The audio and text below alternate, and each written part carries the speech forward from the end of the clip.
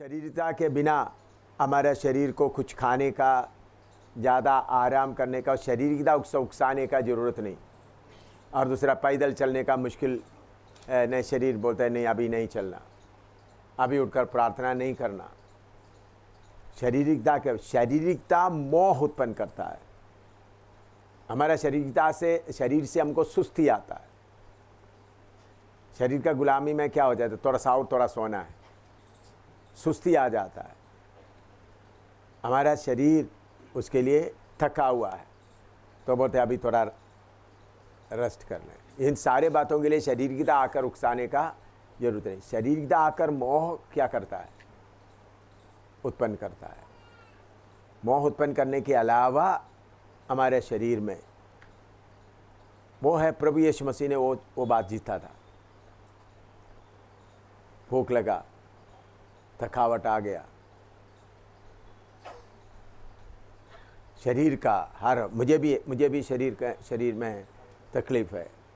अभी कल आराम नहीं किया, फिर रात को दुष्टात्मा के लिए प्रार्थना किया, काफ़ी देर हो गया, फिर रेस्ट करने के लिए थोड़ा ही समय मिला तो शरीर में क्या है, थकावट। फिर भी बोलता नहीं जाना पड़ेगा। शरीर का गुलाम और सोल, प्राण, वो सबसे बड़ा है।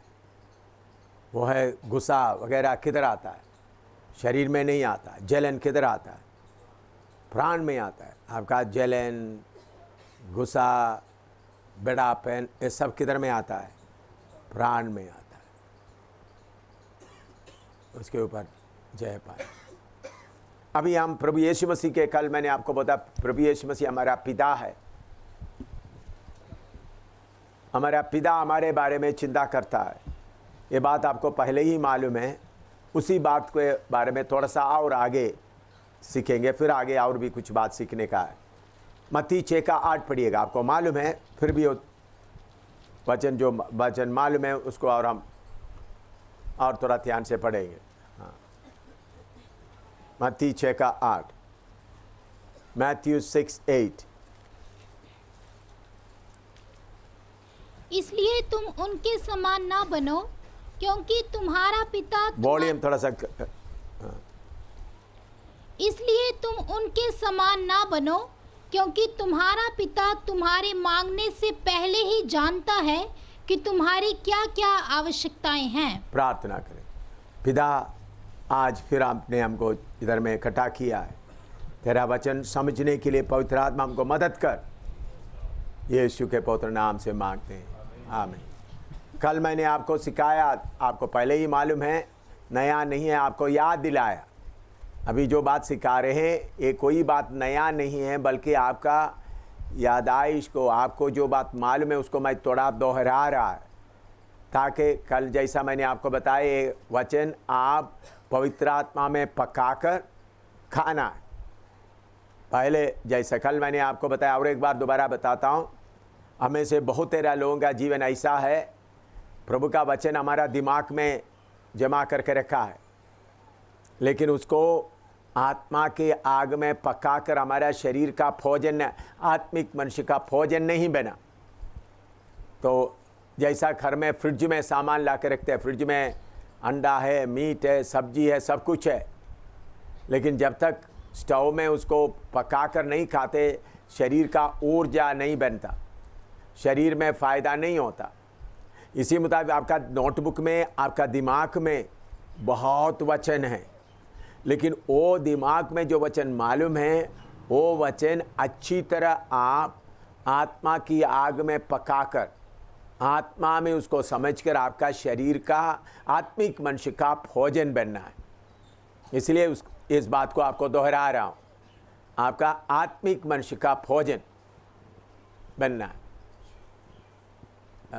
इसलिए जो बातें आपको पहले मालूम है, और एक बार तो अभी जब आपके सामने ये बात रखते हो तो आपको मालूम, हाँ ये मुझे मालूम है, लेकिन अभी मैं क्यों आपको दोहराते, उसको आपका फ्रिज से निकालो, आपका दिमाग से निकाल कर उसको क्या करो, आत्मा के आग में उसको पकाओ। कच्चा नहीं खा सकते, पवित्र आत्मा का आग में उसको पकाकर खाए, ताकि आपका भीतरी मनुष्य में वो क्या बन जाए, शक्ति मिल जाए, बल बन जाए। इसलिए आप सोचेंगे, आप कुछ लोग सोचेंगे पास्टर ये तो हमको कितने बार हमने सीखा है, यही बात दोबारा दोबारा। हाँ जी, तुम्हारा दिमाग का फ्रिज पूरा भरा हुआ है। आपका फ्रिज थोड़ा जा खोल कर देखो, दिमाग का फ्रिज पूरा भरा, उसमें और एक कोई चीज़ रखने का जगह है ही नहीं। लेकिन आपका आत्मिक मनुष्य को देखो, बिल्कुल कमज़ोर भूखा है। तो इसलिए आपका दिमाग से निकाल रहा हूँ, आपका दिमाग में पहले जो पढ़ा हुआ वचन को क्या कर रहा हूँ, निकाल रहा हूँ, ताकि आप उसको पकाकर खाए। इसलिए नोटबुक में लिखने का चिंता मत करो। नोटबुक में कोई अगर कोई बात रह रहा है तो वही लिखना। तो अभी जो वचन, वही वचन दोबारा दोबारा आपके सामने आ रहा है, क्योंकि आपने उसको पकाकर खाया नहीं। खाया तो उसका स्ट्रेंथ आप में आएगा। इधर में लिखा है हमारा पिता, उनको मालूम है। कल मैंने भाई जेकब को खड़ा किया, उनका बेटी को खड़ा कर दिया आपके सामने। जेकब से मैंने पूछा, उनका बेटी के सारे ज़रूरतों के बारे में जेकब को चिंता करने का ज़रूरत नहीं, उनका बेटी को चिंता करने का ज़रूरत नहीं, जेकब उसके बारे में चिंता करता है। इसी मुताबिक हमारा स्वर्गीय पिता हमारे सारे ज़रूरतों के बारे में चिंता करता है। मत्ती 6 का 25 से 33 तक पढ़िएगा, सब लोग थोड़ा पढ़िएगा।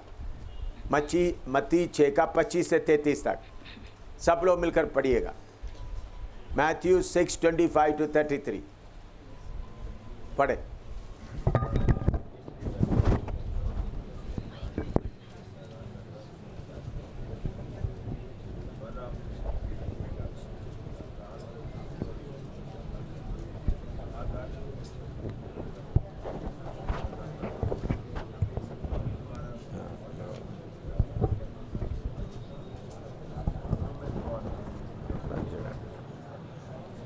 ठीक है।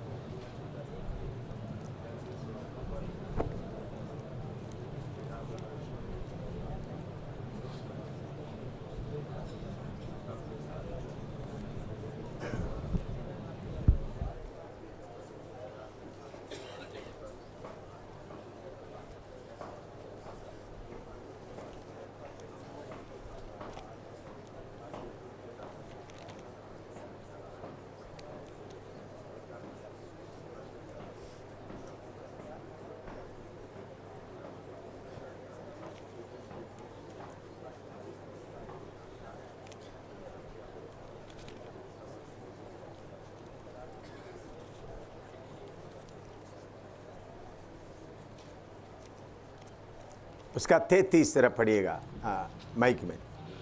इसलिए पहले तुम परमेश्वर के राज्य, 32 और 33।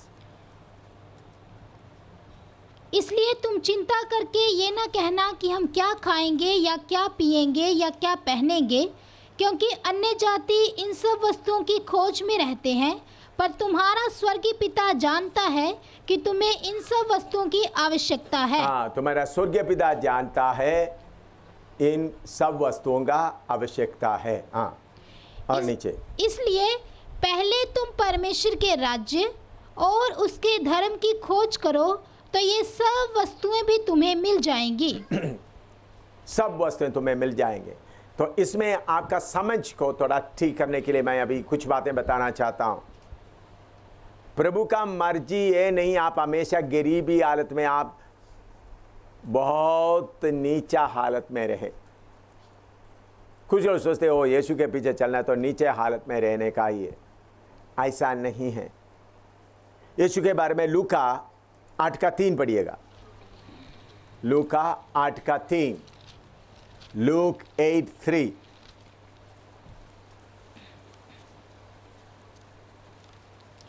और हेरोदेस के भंडारी खुजा की पत्नी योअन्ना और सुसन्ना और बहुत सी अन्य स्त्रियां ये अपनी संपत्ति से उसकी सेवा करती थी। हाँ, इधर में यीशु मसीह के सेवा के बारे में लिखा है। हेरोदेस का भंडारी का पत्नी, इसका मतलब हेरोदास राजा का सारे चीज का भंडारी का पत्नी किसका सेवा कर रहा है? बोलो, यीशु मसीह का सेवा कर रहा है। और सुसन्ना यीशु मसीह की सेवा कर रहा है। तो कभी कभी हम हर तरह से एडजस्ट करके चलना बोलते वक्त कुछ लोगों के मन में एक कंजूसी बात आता है, चलो ये मसीह के पीछे चलेगा तो ऐसा है। हर हालत में हम रहने के लिए तैयार रहना है। मैं समझता हूं हेरोदास का भंडारी कुरजा का पत्नी यूहन्ना, उसका नाम है यूहन्ना नहीं है, यूहन्ना। उन्होंने जब आते समय में सस्ता चीज़ लेकर जरूर यीशु के पास नहीं आएंगे। उधर में लिखा है उनका संपत्ति से क्या किया, प्रभु की सेवा किया, उनके बारे में लिखा है। तो उन्होंने अपना संपत्ति से प्रभु की सेवा करने के लिए आते वक्त प्रभु उसको इनकार नहीं करते थे। उसके साथ लिखे मरकुस 14 का 3 से 7 तक पढ़िएगा। मरकुस 14 का 3 से 7 तक, मार्क 14:3-7। जब वह बैतनिया में शमौन कोढ़ी के घर भोजन करने बैठा हुआ था, तब एक स्त्री संगमरमर के पात्र में जटामासी का बहुमूल्य शुद्ध इत्र लेकर आई और पात्र तोड़कर उसको और उस इत्र को उसके सिर पर उंडेला। परंतु कोई कोई अपने मन में रिसियाकर कहने लगे, इस इत्र का क्यों सत्यानाश किया गया, क्योंकि यह इत्र तो 300 दिनार से अधिक मूल्य में बेचा जाकर कंगालों में बांटा जा सकता था। और वे उसको झिड़कने लगे। यीशु ने कहा, उसे छोड़ दो, उसे क्यों सताते हो, उसने तो मेरे साथ भलाई की है। कंगाल तुम्हारे साथ सदा रहते हैं और तुम जब चाहो तब उनसे भलाई कर सकते हो। हाँ, इधर में देखिए, इधर में बात आपने पढ़ा है, जल्दी पढ़कर आगे बढ़ता हूं।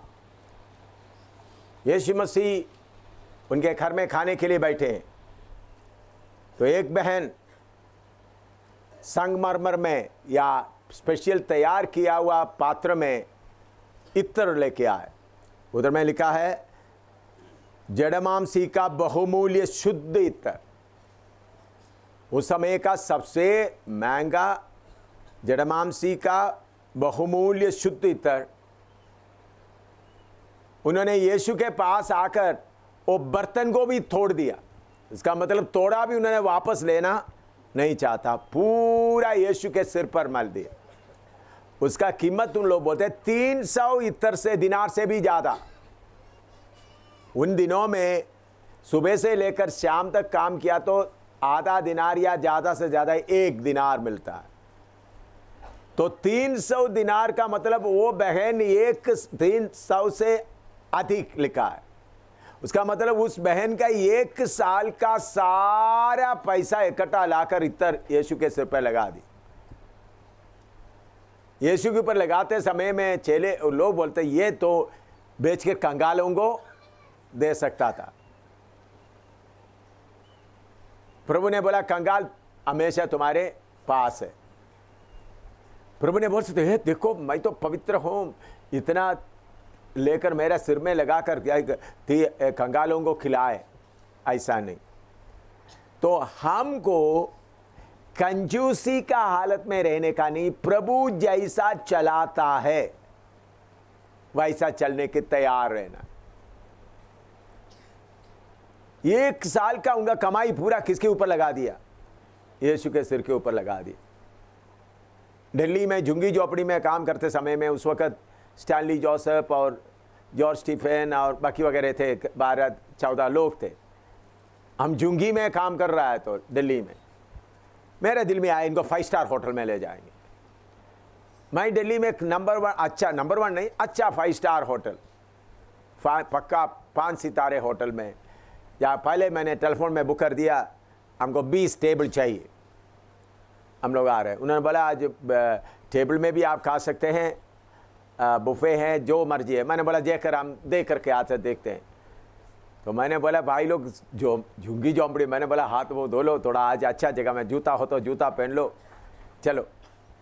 वहाँ में लेकर मैं जाकर 5 स्टार होटल के सामने खड़ा कर दिया। देखा तो हमारे लिए पूरा रिजर्व करके, एम शामिल कर रिजर्व करके रखा हुआ। आपको मालूम है एक एक आदमी का खाने का खर्चा 2,500 से ऊपर था। एक आदमी का एक टाइम का खाने का खर्चा कितना है? बिल कितना है?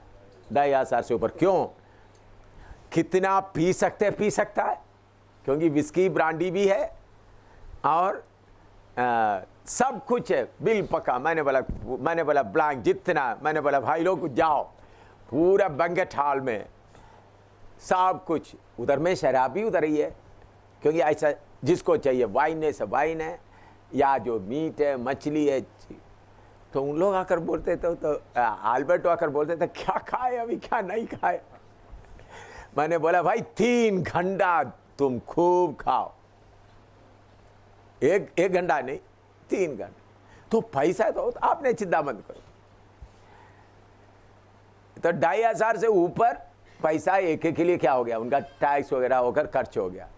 कितना दिन कितना टाइम के लिए खाने का? एक टाइम का। तो भाई लोग बोले तो अभी मालूम हो गया अमीर लोग किधर पैसा खर्च करता है। अमीर लोग पैसा जीवन का करता है। उन लोग मैंने बोला, फिर बाद में बोला तो वो आइटम चेक नहीं किया, ये आइटम चेक नहीं, अभी कितना बहुत आइटम है हमने चेक ही नहीं किया, क्योंकि पूरा उधर में खोल कर रखा हुआ है। अपना मर्जी से खाओ। तो आप बोलेंगे इधर में आपको मैं क्या बोलता हूं, भाई कल का रोटी सुखाकर खाओ। ये कैसा, दोनों कैसा हो सकता है? कल का रोटी क्या करो, सुखा कर खाओ। तो हम वेस्ट करने के लिए नहीं, कंजूस होने के लिए नहीं, बल्कि हर हालत को सामना करने के लिए तैयार रहना। वही यीशु, तो मत्ती 12 का 1-2 पढ़िएगा।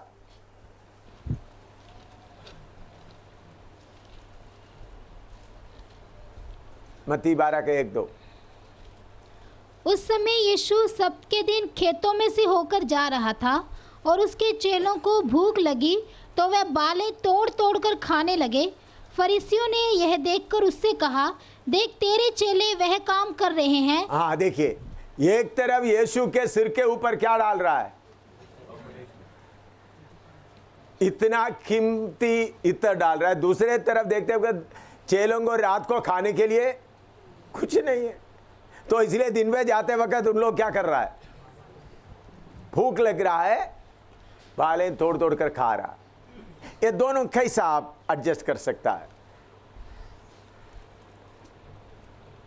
एक तरफ यीशु के पास अमीर बहन लोग, वो भी राजा का, हेरोद राजा का खजांची है, खोज उनका पूरा संपत्ति को इकट्ठा रखने वाला, क्या क्या चीज लाए होंगे।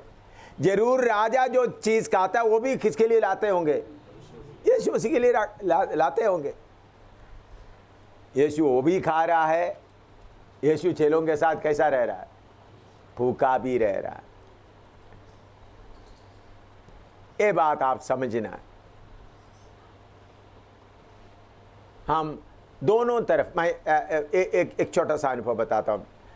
फिलीपींस में सेवा करते समय में उधर में एक जगह में एक बड़ा मीटिंग हुआ, तो उसमें एक बहुत बड़ा फर्डिनेंड मार्कोस का कसिन, फर्डिनेंड मार्कोस डिक्टेटर था, बहुत बड़ा अमीर आदमी था फिलीपींस का।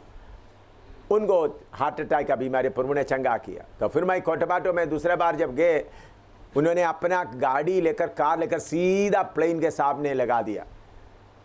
प्लेन के साथ उनको, मुझे इमिग्रेशन का बाकी लिखने वाला बोला तुम इधर रहो, तो उससे अंदर 3-4 लड़की लोग आकर मेरा शर्ट के ऊपर पूरा रोज फ्लावर लगा दिया, ऐसा पेज लगा दिया पूरा शर्ट के ऊपर।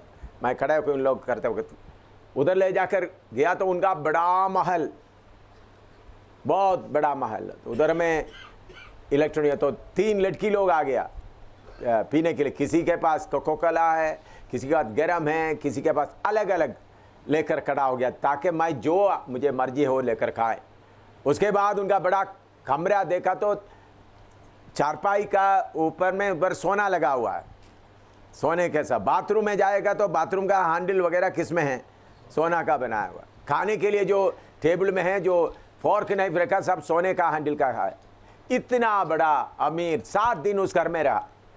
कोई पास्टर लोग कोई आए तो मेरे से मिल नहीं सकता था। मीटिंग के लिए उधर से आगे मुझे मीटिंग के लिए जाता वक्त आगे वायरलेस कार जाएगा, उसके बीच में मैं फिर आगे 7 दिन उधर रहा, बहुत राजा की तरह पूरा कितना। तो उस वक्त मैं ये नहीं बोला देखो मैं गरीब पास्टर हूँ, मैं पंजाब में या जम्मू कश्मीर में एक ही टाइम में खाना खाता हूँ, मुझे नहीं आता। चलो भाई पूरा उनका, मैं शराब वगैरह नहीं पिया जो खाना खाने के लिए जो रखा था उसको खाया।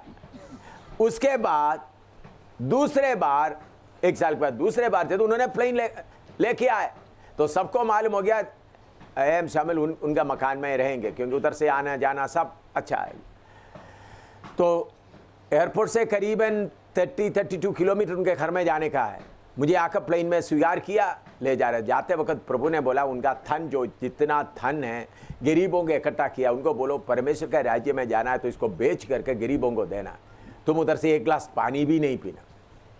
तो उसके अंदर घर में गया तो पराना जैसा 3 लड़की लोग आ गया पीने के लिए बाकी वगैरह। मैंने बोला भाई उनका पति पत्नी को बोला आपके घर से 1 गिलास पानी भी पीने के लिए प्रभु ने मुझे मना किया, मैं जा रहा हूँ, तुम क्यों ये धन दौलत आप बेच करके क्या करना है, गरीबों को लेना। तो उनको गुस्सा आ गया, बोला नहीं। मैंने बोला मैं जा रहा, मैं इधर नहीं रहूँगा। तो इन्होंने आकर मुझे लेंगे करके होने के कारण बाकी पास्टर लोग कोई नहीं आए, क्योंकि ये बहुत बड़ा मशहूर आदमी है, फर्डिनेंड मार्कोस का नाम लेने से लोग डरते हैं। तो फिर मैं सूटकेस लेकर निकल आया तो उन्होंने गेट, इलेक्ट्रॉनिक गेट है, खोलने के लिए इनकार। मैंने बोला खोलो, तो खोल गए। उधर से फिर 1.5 किलोमीटर 1 किलोमीटर या 1.5 किलोमीटर पैदल चलकर एक विश्वासी का घर मुझे मालूम था, गरीब था। उनके घर में कोई चारपाई वगैरह कुछ नहीं, टिन से बना हुआ, कितना मच्छर। रात भर पूरा उस दिन पूरा उधर में रहा, फिर पास्टर के पास दूसरा दिन गया। तो एक बार आराम से 7 दिन उधर रहा, दूसरे बार क्या हो रहा है। तो हर हालत के लिए प्रभु के दास लोग तैयार रहना है। नहीं, मेरा बेटा होने के कारण मैं नहीं बोल रहा हूं। एक बात मुझे बहुत अच्छा लगा, उनका पत्नी मेरे साथ नेपाल में आई थी टीम के साथ में। तो पत्नी फिर भोपाल में जाने के बाद मुझे फ़ोन किया, पापा एक अच्छी बात मुझे आपको बताना है। मैंने बोला क्या बात है बेटी, बताइए। एक नई बात। मैंने बोला क्या है। तो जब हम नेपाल में थे, अचायन बोलता है फिन्नी को, अचायन अपना टीम को लेकर बाज़ार में जाते थे शाम के समय में, जब सब्जी वगैरह बेचकर ख़त्म होने के बाद जब सब्जी गाय बैल को फेंक देता है, उधर में जाकर उन्होंने सब्जी गाय बैल के सामने डाला हुआ निकाल कर साफ करके खाते थे, बहुत बचाते भी थे। उसमें मेरे ख्याल में गारिच भी बोला था, गारिच है इधर है, गारिच, हाँ गारिच गवाह है। मुझे ये सुनकर अच्छा लगा है? क्या है, प्रभु का दास सब्जी के लिए पैसा ना होने के कारण क्या कर रहा है, उधर में बाजार में उधर में जाकर सब्जी मंडी में शाम को उन लोग बोलते हैं सब्जी पूरा रेडी वाला क्या करते हैं, दूसरा दिन के लिए लेते हैं, जितना होता है उनको क्या करते हैं फेंक देते हैं, कचरा वगैरह।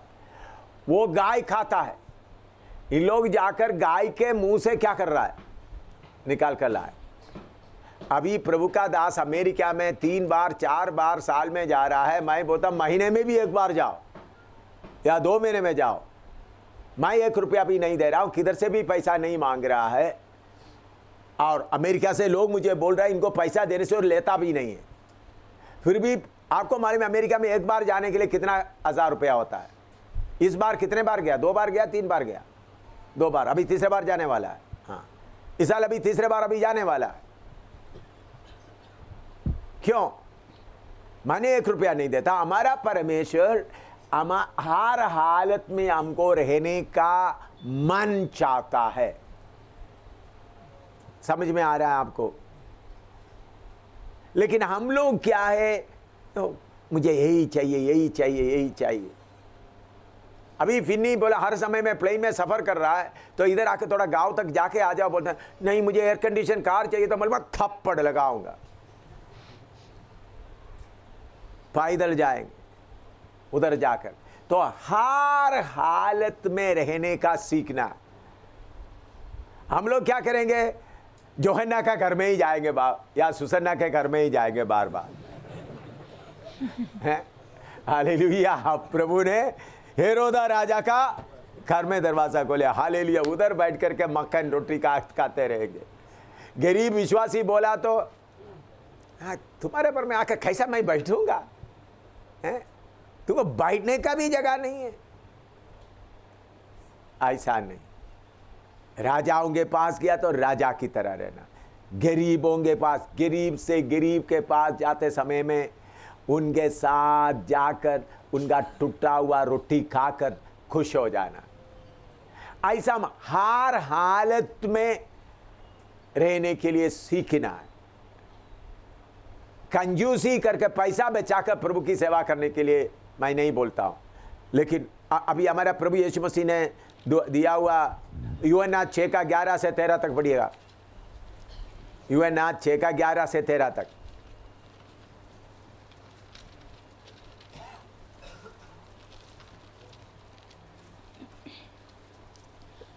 तब यीशु ने रोटियां ली और धन्यवाद करके बैठने वालों को बांट दी, और वैसे ही मछलियों में से जितनी वे चाहते थे बांट दिया।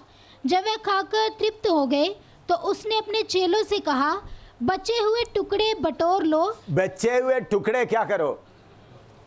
बचे हुए टुकड़े बटोर लो कि कुछ फेंका ना जाए। कुछ फेंका ना जाए। हाँ। अतः उन्होंने बटोरा, और जो कि 5 रोटियों के टुकड़ों से जो खाने वालों से बच रहे थे 12 टोकरियां भरी। हाँ, देखिए इधर सुनना, इसका असली अर्थ आप समझना। प्रभु यीशु मसीह ये नहीं बताया बांटने के बाद तुम्हारा बर्तनों में बचा गया उसको इकट्ठा करो, ऐसा नहीं बोला। लोग खाकर उधर छोड़ दिया है। उधर में आप देख सकते हैं टेबल में लोग नहीं खाए, उधर में टेबल नहीं, कुछ नहीं, पत्ते लोग मैं सोचता हूं हाथों में दिए होंगे, क्योंकि उधर बांटने के लिए क्या नहीं है। तो हाथों से खाने के बाद बच गया, किधर रखा है? बोलो थोड़ा बताइए। आप मेरे साथ हो 5,000 12,000 से करीबन 10,000 लोग आ रहे, 5,000 आदमी थे, तो औरत लोग कम से कम उतना ही होंगे और बच्चे 12,000 लोग खाना खा रहे। रोटी किधर दे रहा है? रोटी और मछली सबको प्लेट करके, जैसे इधर में आप लोग क्यू लाइन में आ रहा है, उनको प्लेट में बांध कर दे रहा है, आराम से बैठ कर प्लेट में खा रहा है, ऐसा है। उधर हाथ धोने के लिए पानी नहीं, कुछ नहीं, 3 दिन में बैठा हुआ है। हाथ कितना साफ है उनका? बोलो, उनका हाथ कितना साफ है? वही हाथ में खाया, बाकी किधर रख दिया उन्होंने? किधर? जमीन में, रेत में रखा, वो इकट्ठा किया। प्रभु ने बोला ये कुछ भी, दोबारा पढ़ो वो। तब यीशु ने रोटियां ली और धन्यवाद करके बैठने वालों को बांट। नीचे का पढ़ो। जब वह खाकर तृप्त हो गए, तो उसने अपने चेलों से कहा, बचे हुए टुकड़े बटोर लो कि कुछ फेंका ना जाए। नीचे। अतः उन्होंने बटोरा, और जो कि 5 रोटियों के टुकड़ों से जो खाने वालों से बच रहे थे 12 टोकरियां भरी। उधर उधर पड़ा हुआ टुकड़ा पूरा इकट्ठा किया। इस्राएल के लिए मन्ना के बारे में भी प्रभु सिखाते समय ऐसा था, आप ये डिसिप्लिन में चलेगा तो कभी तुमको कमी नहीं होगा। मैं इतने साल से, 75 साल से, मैंने कल आपको बताया, एक नया पैसा भी मैं उधार नहीं लिया। फिर इधर बैठा हुआ तो मैं बोलता वो भूखा मर रहा था।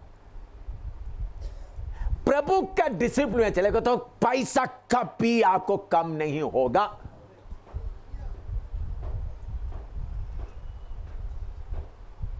आज तक मुझे कम नहीं हुआ। मैं कितने कितने बड़ा लाखों करोड़ों रुपया खर्च करता हूं।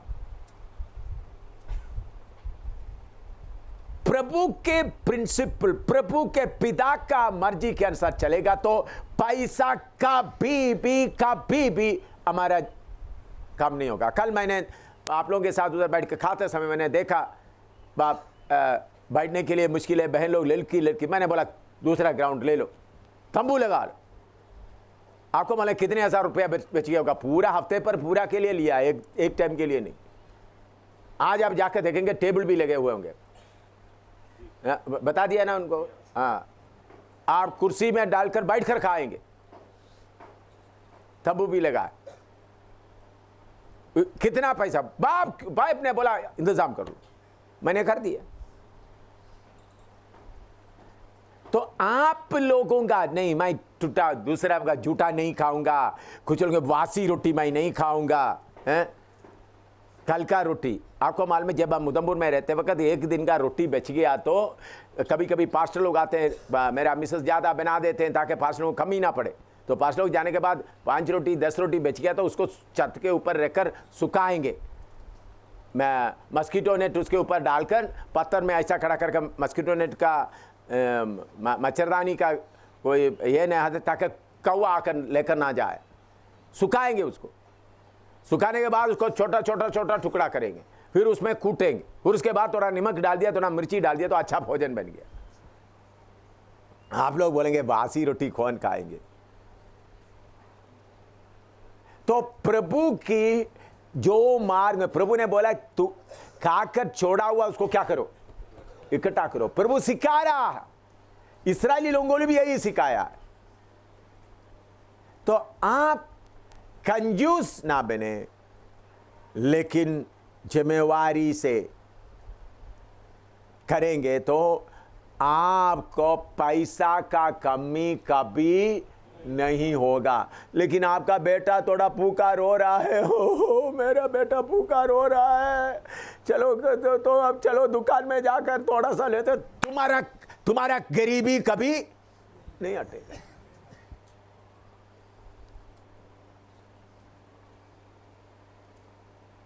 प्रभु ऐसा मैं एक दिन सोच रहा था, फिनी इधर रहने के कारण मैं नहीं बोल रहा, लेकिन सच्चाई आपको मालूम होना। फिनी भोपाल में सेवा करते समय मैंने उनको साइकिल खरीद कर नहीं दिया। मैं फिनी से पूछा, फिनी साइकिल चाहिए? नहीं पापा, पैदल चल चल कर पाव का चमड़ा सख्त होने दो, घिसने दो। फिनी मुझे बोला हुआ बात मैं बताता हूं। मैं पास्टरों को मदद करता है, साइकिल मोटरसाइकिल खरीदने देता हूं। उन्होंने खुद बोला पाव क्या होने दो, घिस कर सख्त होने दो। उसके बाद 2-3 साल के बाद उन्होंने किसी तर्जुमा करने के लिए गया, उन्होंने एक सेकंड हैंड स्कूटर दे दिया। मैं समझ गया, ठीक है। फिर खरीदा, फिर अभी गाड़ी खरीदा, छोटा गाड़ी, अभी प्लेन में जा रहा है। तो मैं आपको अभी प्लेन में जाने के कारण, पैदल जाने के जगह में रुकावट करने के लिए नहीं। तो मेरे प्यारों, हम राजा है, राजा का हालत में रहना है, हमारा बाप को समझ कर रहना है। अगर आप कहीं से उधार लेगा तो हमारा बाप बहुत दुखी होता है। बोलो, बाप दुखी होता नहीं होता? मेरा बेटा जाकर उधार ले रहा है, आप बाप के लिए कितना शर्मनाक है, आपको मालूम है? कितने लोगों को समझ में आ रहा है? मेरा बेटा राजाओं का राजा, प्रभुओं का प्रभु जाकर उधार लेकर खा रहा है। तुम प्रभु, बाप के लिए बड़ा शर्मनाक व्यक्ति है, शर्मनाक व्यक्ति।